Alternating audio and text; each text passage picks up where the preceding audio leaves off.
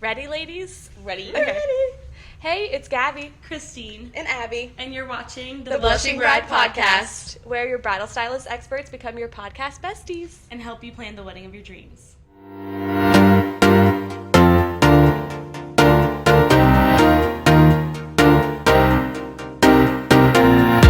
Welcome back, everyone. We have another amazing guest. We've been so excited for this episode. Like we said last time, this is the real thing. This is how you plan your wedding. We have a true makeup and hair artist. Yes, we're so excited. This is Abby by Brushed and Blushed by Abby. Hello. So she does hair and makeup for wedding days. She actually did my hair at my wedding day, so it's so exciting to have her here. And she's our bride here at Simply Blush, so we love her. So can you tell us a little bit about your business, how you started, how'd you get into all this? Yeah, so I started doing hair and makeup like for my friends and stuff when I was in like high school. But I decided I want to do it professionally, and so I went to hair school in like the 2019-2020, and then straight from then I started working weddings. I did like an assisting program in a salon, and then since then I've been doing wedding hair and makeup and just hair in the regular salon during the week, and I love it. That's awesome. Yeah. That's so awesome. That was already out of question. Okay, so today we're going to be covering all the different things, trends, timelines, when you should book your hair and makeup, and all those things. So I wanted to ask you first, when should brides book their hair and makeup? Okay, hot topic, but my personal opinion is I say there is no time that's too early. Some people may think differently of that, but if you really, really have a vendor that you love and you want, I think that as long as it's within their, booking timeline, then you should do it as soon as possible. Just because you don't want to miss out on your perfect day. And I always say it's so important to pick someone with your same style and just that's going to give you what you love. I mean, you're going to get these pictures and everything forever. So yeah, as soon as possible is my motto. That makes sense. That's what we say here too. Yeah. With dresses. As soon as possible. And like you never know if you're getting married in a really hot like wedding time, like October or May. Like you want to get those booked so that you don't want to get your favorite vendor. Exactly. Absolutely. So there might be So we hear our brides all the time saying that they're doing portraits, and during their portraits they're doing their hair trial and makeup trial. Is that really necessary, do you think? I think so. Again, another hot topic. I always say it's great to do a trial. I don't recommend to do it too early, because if you do it too early, us brides have a tendency to change our minds. Aesthetics, trends, things change, and so you can do one. Make sure you love the service that your vendor's providing. But I think that it's important to do one before your portraits, because you want to make sure that everything is going to be exactly how you want it for those portraits. I hate a situation where a bride's like, oh, I wish I would have done my hair differently for my portraits or whatever, and it happens. I mean, it's naturally, that's just what's gonna happen. But I think that it is important to do it before, just so everything falls into place. And if you're not going to do portraits, which I feel like is common now, a lot of brides aren't doing them, then a good time to do your trial, I say, is within 4 to 6 months of the wedding. I think is a good time. Okay, nice. And what should they expect? So are you testing out different things? Like, is this truly a trial of like, okay, let's try this, let's try that? Yeah, I always tell my brides, like, hey, I'm here for you to try whatever you want. If we try the half up, half down, and you're like, gosh, I think I just like my hair better with me up, or if you had a winged liner and you wish you wouldn't have, I say, tell me, and this is the time that we should fix it, because on wedding day, you're on a timeline, like, you don't have the time to go and fix things, and it's just important to be honest with your stylist, and the trial is the time for it, for sure. Awesome. Okay, so as far as like hair and makeup inspiration, I feel like that's so common. Like even here, girls are like, "What should I do with my hair, up or down?" And I don't know if this is helpful, but I tell brides to like during alterations, like maybe one day alterations wear your hair up, the next day wear it like half up, half down, because obviously it's not gonna be professional, but at least it will give them kind of like the look of what it will be like. Do you think that's a good idea? 110% agree.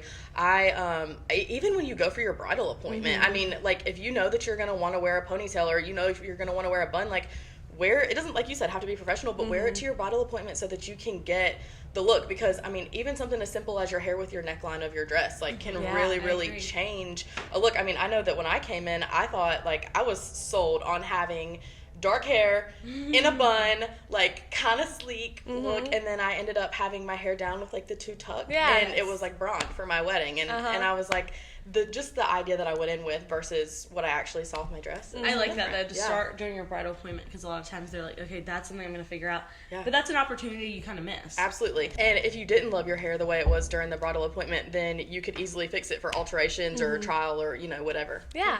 That's so smart. Yeah. So let's hop into like day of logistics. How long does hair and makeup take? So I know you're trying to focus on hair for one bride or makeup. Yes. How long do these take? So typically it really depends. The bride takes a little bit longer. I like to, I take my time on everyone, but the bride, she gets a little extra love and attention. And I usually say anywhere from like 45 minutes-ish, 30, 45 minutes to an hour. It really depends on what they're getting. Yeah. I find, honestly, that I'm pretty quick with, like, updos and stuff, so that usually goes pretty swiftly. And then as far as makeup goes, I like to have a good full 45 minutes to an hour for the bride, and then everyone else I like to try to do within 30 to 45-minute increments. Okay. Yeah. This is why we have to start at, like, 6 a.m. Yeah. And I feel like big bridal parties, I don't know if, I feel like recently I've been hearing that they're getting a little smaller again, but I feel like when I got married, it was like everyone had big bridal parties. I think the biggest I've ever done was like 16 people. Oh my god. Yeah, and it's crazy. And then like trying to, make sure everybody feels like they've sat and had everything touched up and all that. I'm like, okay, is everyone good? I feel like I'm like hurting people. Yes.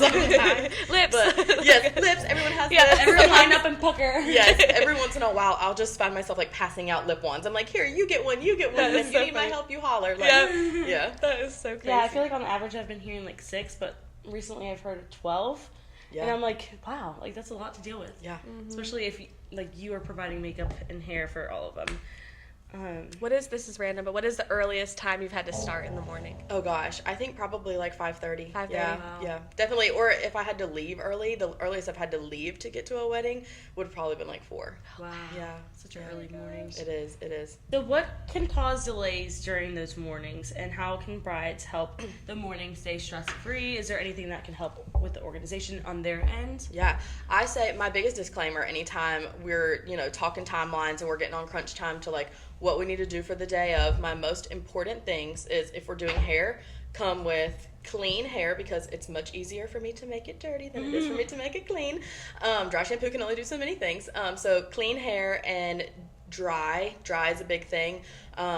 Because, sometimes people let their hair air dry and, like, that's totally fine, but you can get to the point where it's a little wet underneath and I'm like, oh, then I can't curl it. So it just keeps us on track if everybody's hair is clean and dry. And then with makeup, just clean skin, no mascara from the night before or anything like that. And, usually that's the most important thing. If they stay the night at a venue, that's always really convenient because everyone's stuff is already there. Oh, yeah. But, yeah, other than that, I try to have them, if they can arrive, like, 30 minutes before I'm even supposed to be there, that's preferred, but that's not always realistic, so yeah. That way when you get there, all of the people are there, you don't have to go chasing people. Yep. What about spray tans? I know a lot of people get spray tans. Like, do you have any tips for that as far as with makeup? Honestly, I recommend, and this is just me personally, other, makeup artists might feel different, but I recommend they don't get their face sprayed. I love a spray tan. I think that a spray tan gives a warmth to the skin that not a lot of people have. But I do recommend that they don't spray their face just because it's a lot easier to match the foundation just to, like, their neck and not have, like, sometimes a spray tan can leave behind like a residue that can kind of move around a little bit, and I feel like everything just lays better with bare clean face. Makes it more even. For sure. Awesome. Yeah, so should we jump into styles and trends? I do have one random question for the day of. Yeah. Like with changing of dresses, do you ever stay to change their hair or? So yeah, I've done that. I have done that a few times. There was one. It was one of my favorite ones because I got to kind of see the wedding come to life. It was at the Maxwell in Raleigh, and I had this beautiful, beautiful bride, and she was like, "Can you please stay and change my hair?" And I was like, "Yes, absolutely." So honestly, what I did was like after the wedding day craze, I left. I went to Cava. I walked around the Sephora that's over that way, and then I came back. And I like walked in and it was like everyone was dressed and everybody looked so pretty and their hair and their makeup was done and it was cool. And the bride, like her energy was so good and like we're like in the bridal suite together and she's like, I'm married. And I was like, I know. So yeah, you so don't get to see that part usually. No, and so that's so fun. Unless it's one of my friends and I like get to attend, I don't get to see that often, so that was really cool. That's really sweet. Yeah, is it kind of sad leaving the weddings? Like, do you wish you could stay? Yes. Like I said, I always tell everybody that my favorite thing ever is that I get to spend everybody's best day. The energy's always so good. You rarely walk in. I don't know that I've ever walked into a wedding and people weren't like, it's coronation day. Like they're having a good time and music's playing, or if they're a quiet group, they're like, this was super cute. I had one group, they watched The Princess Diaries on wedding morning, and they're like, they were a quiet group, they're like squealing on the couch. That's and so cute. Yeah, so I mean, I feel like every day is just always a good day, and yeah, the energy's always really good. That is awesome. Yeah. Okay, styles and trends. This is exciting. So, what is the most requested bridal makeup look right now? Ooh, I think that like the very bronzy, that is the one of the things that everybody always says. They're like, load me up with as much bronze. Made me look so tan, so bronzy. Yes, and then honestly, I feel like and maybe it's because I'm a more natural artist, but I feel like a very natural eye look is very popular right now. More of just like a like sheen of shimmer and like a little bit of like bronzer on the lids, and then a really like fluffy natural lash mixed with just like the pinky cheeks, pink lips, nudie, whatever, and then like I said, a lot of bronzer, a lot of tan, that clean girl kind of look. Doesn't that come from like Hailey Bieber and yes, art, for sure, like, people like that? People love it.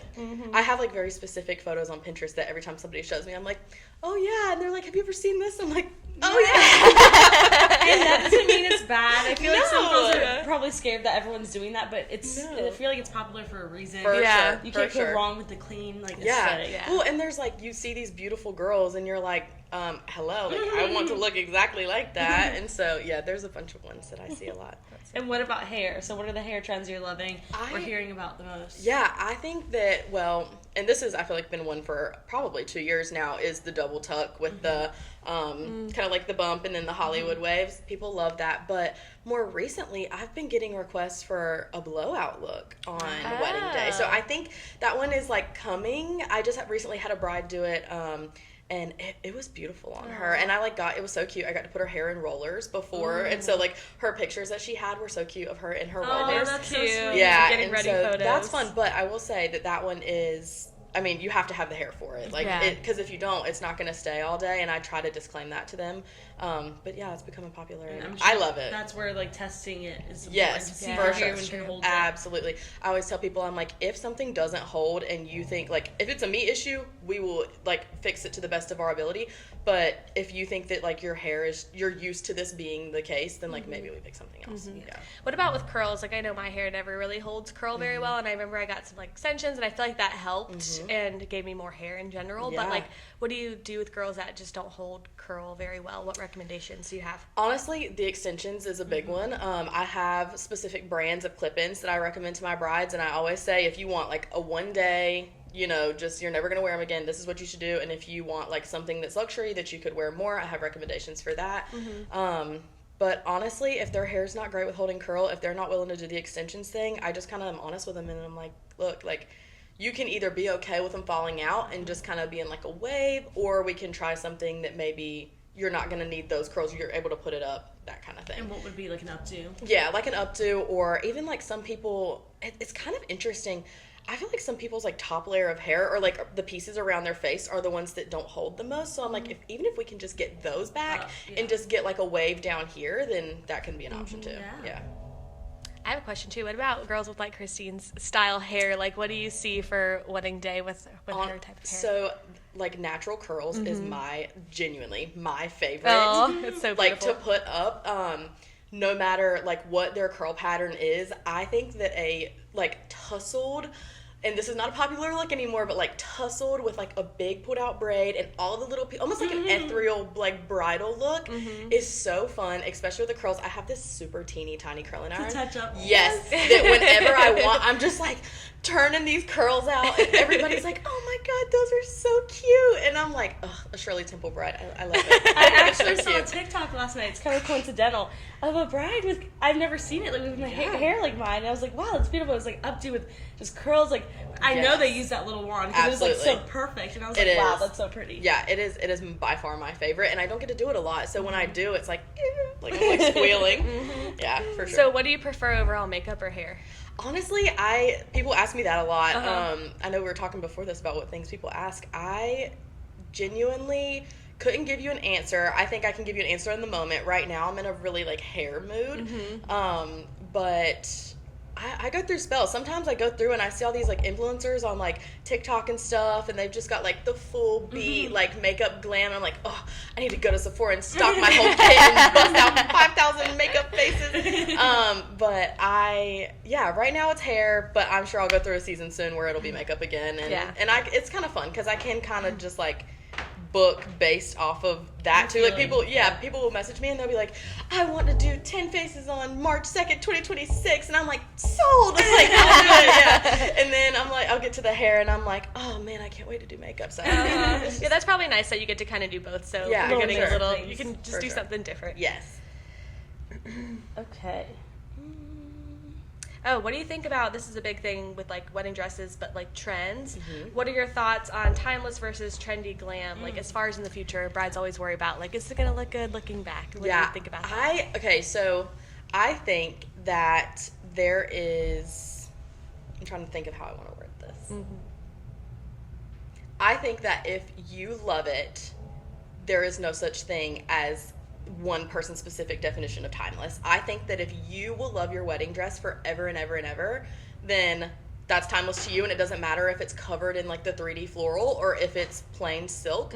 Like I just think as long as it makes them happy, that they'll always look back and love it. And I think that that's like what's so important when having a good bridal stylist like you guys and stuff like that. You like, I think that I had the pearl cape on my wedding dress, for instance, and like that might not be someone else's like version of timeless, but I think I'm gonna love it forever. Oh yeah. And so I think it really just depends on the person. I don't think I would pin one thing as timeless. Yeah. We had like a whole episode on that. It's like, how are you gonna pick one thing for everyone when everyone's so unique? Yeah, and like everyone doesn't like the same thing. So like I might think pearls are timeless, but someone else might be like, absolutely not.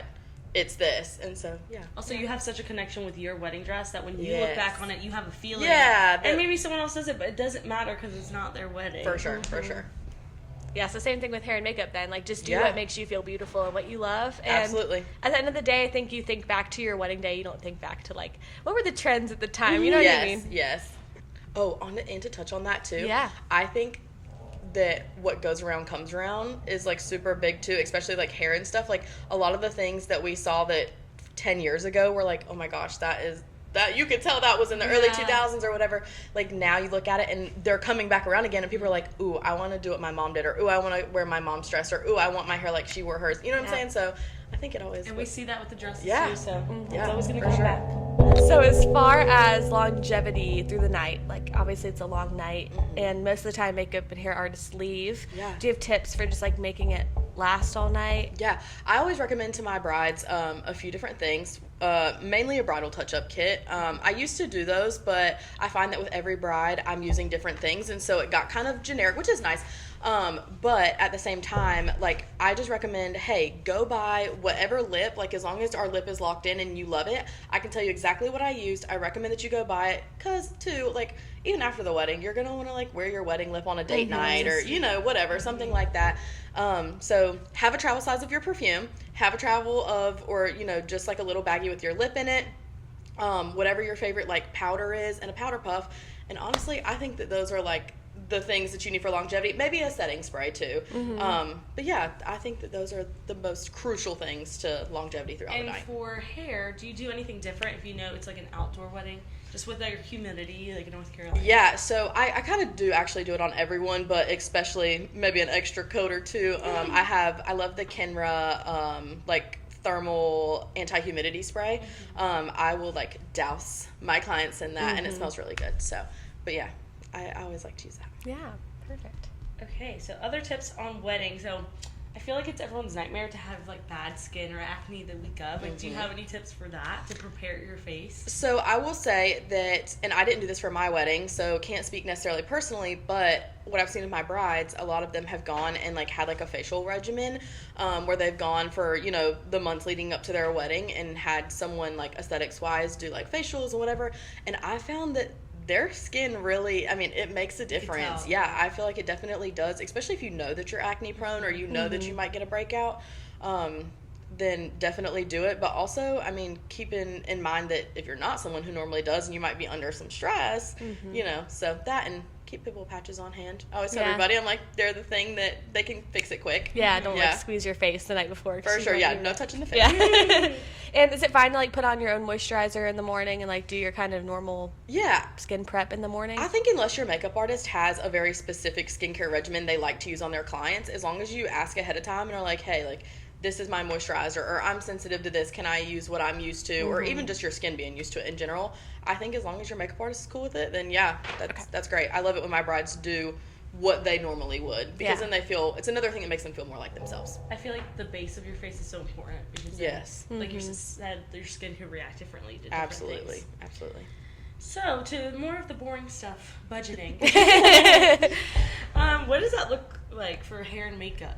Do you guys like kind of work it out with individual brides, or do you have specific packages? So this is one thing that I do, and I don't know, I guess I've never really asked my brides what if they loved it or not, but I feel like most people do.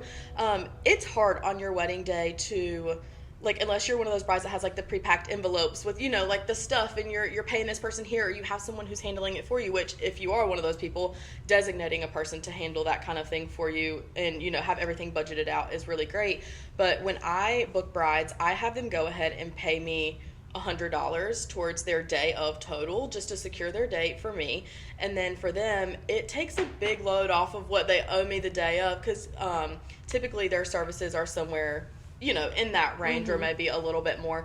And so I always say, hey, go ahead and give me that $100, and then it comes off your day of total. And I find that most of them are really happy with that. So typically for the bride, I'm about $110, and then whatever their travel is. And so if they go ahead and pay me that $100, they just have the rest. And that's not like a, oh my gosh, I'm going to have to pay another $125 today. Right. So I feel like it does take a lot of stress off of pressure off of them, because if I'm just gonna hand you like, you know, X amount of dollars, if they choose to tip, that's obviously never expected, but I have brides sometimes be like, here's your envelope, I paid you the rest, like, have a good day. Okay, so as far as budgeting for like bridesmaids, I always say that if a bride wants to pay for her bridal party, that absolutely, of course, you know, she can. That's very kind. I think that's a very generous thing to do, because makeup and hair can be very expensive. But I always just say, like, let everybody know in a group chat ahead of time, like, hey, it's going to cost this much. Ask your stylist what their payment forms are, because that's important. I mean, for me, I have everything, but I know a lot of people only take certain, you know, things. So find out all that. Let your bridesmaids know ahead of time, because it's really easy if everybody knows to bring cash, or everybody knows to Venmo, or, you know, whatever that may be.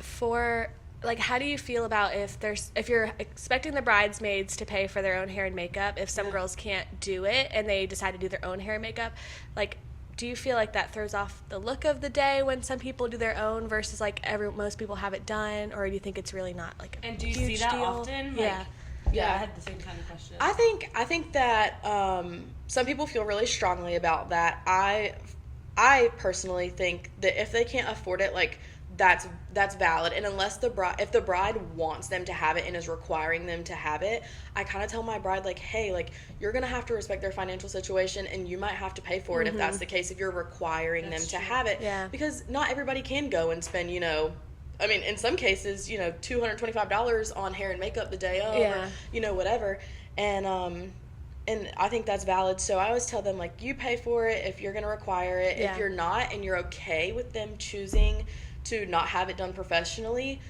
be okay with the fact that they might not look the same as everyone else, or they might look, you know, not near as done as the people who are, you know, full glammed up. And so I think when you're looking back at that in pictures and stuff, though, it's up to the bride. I mean, I feel like me as a professional, I can look at stuff and say, oh, you know, but I'm just like, oh my God, the bride looks so pretty. Like, I'm not focusing on that as much. That's true. But I do think you can tell if you know what you're looking at. I also have seen where, like, brides pay half of it, which I think is nice. Yeah, super nice. Because that's still very kind. Absolutely. And who doesn't like to get pampered and do hair, makeup? No, for sure. For sure. Perfect. So should we go to rapid fire fun? Yeah. So these are some rapid fire questions for you. Okay. First one. Lipstick or gloss? Ooh, gloss. Okay. Do you feel like gloss comes off faster, or you think it was? I do feel like it comes off faster, but I am just like, I was never on the matte lip trend. It's not that I don't like it. I think it looks really good on some people, but I love gloss. Yeah. I love it. She always has a gloss. Yes, I was going to say. I accidentally left mine here, and I was like, oh, my hand ruined. This is something important, too. Not everybody knows how to apply lipstick well, especially when it's, like, a very, like, prominent color. So if they can just, like, swipe on lip gloss, Boom. It's Boom. like, You don't have to worry about lining your lips or anything. Yes, Okay. that makes so much sense. Updo or down? I'm gonna say updo. Fun fact: in hair school, they called me Updo Abby, Oh. and I just loved him. I would always be practicing. So yeah, I'm gonna have to say updo. That's Okay. awesome. I love it. Veil or no veil? Ooh, veil. Every single time. Cathedral. Huge. I know. I love it. I love a veil too. Do you feel like it's hard to wear? Like girls always wonder, like if I do my hair down, fully down, can I still wear a veil? Like you Yes, guys have tips absolutely. and tricks to be able to hold For sure. veils. There's this one that floats around. I know Pinterest a lot, but it's like the under braid where you like braid. kind of cornrow a braid underneath Yeah. their crown section and stick it in there. Perfect. Works great every nice. time. See, the professionals have you Yeah, covered. works great every Okay, what's one beauty product you can't live without? My dib stick. I don't know if you guys Dib have stick? one. Dib stick. It's the brand is Dibs, and it's a stick, and it has contour on one side and blush on the other, and it's Ooh. cream. And it is the best thing ever. Really? Dang. I I'll have to love get it. one. I love it. So what do you think about one size? This is just so random. Okay, I actually do not. Somebody's gonna come at me. But I do not love the one size setting spray. I personally did not notice that much of a difference.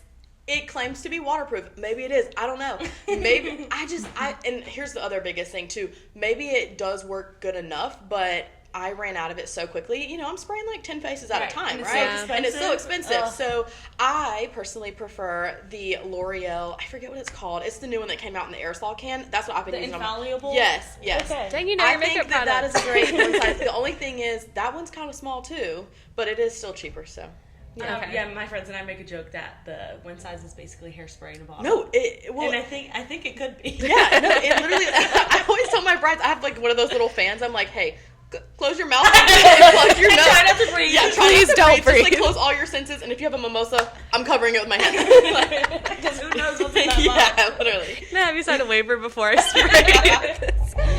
Oh my gosh. All right, well, this has been This so is much so fun. fun. I love being So here with much you fun. guys. We'll have to have you in for a part 2 for like Yeah. Yes. Yeah. For sure. Maybe we'll much get some Oh, fun. questions from our brides to see Yeah. what they have. But can you tell our brides where they could find you? Yes, so at Brushed and Blushed, I think it's at Brushed and Blushed by Abby on Instagram. And then I have a Facebook. I don't use it much, so don't message me on there. But it is there if you want to see it. And that's also Brushed and Blushed by Abby. And then I'm trying to think. Yeah.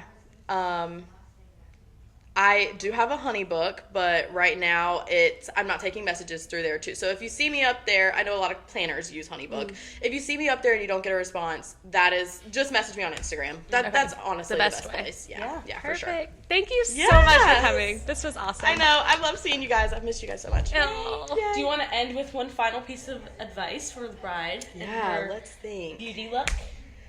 Yeah, I feel like a pretty generic one. It doesn't necessarily pertain to hair and makeup, but I think that it is most important to just take your entire day in. Don't worry as much about getting around to everyone and everything. Everyone there loves you so much, and they want to see you just smile and happy and enjoy your day, so do exactly that. Aw, I That love was it. perfect. Thank you so much. Yes, thanks, guys. Well, we will see you on the next episode. Stay tuned. Stay tuned. Bye. Bye.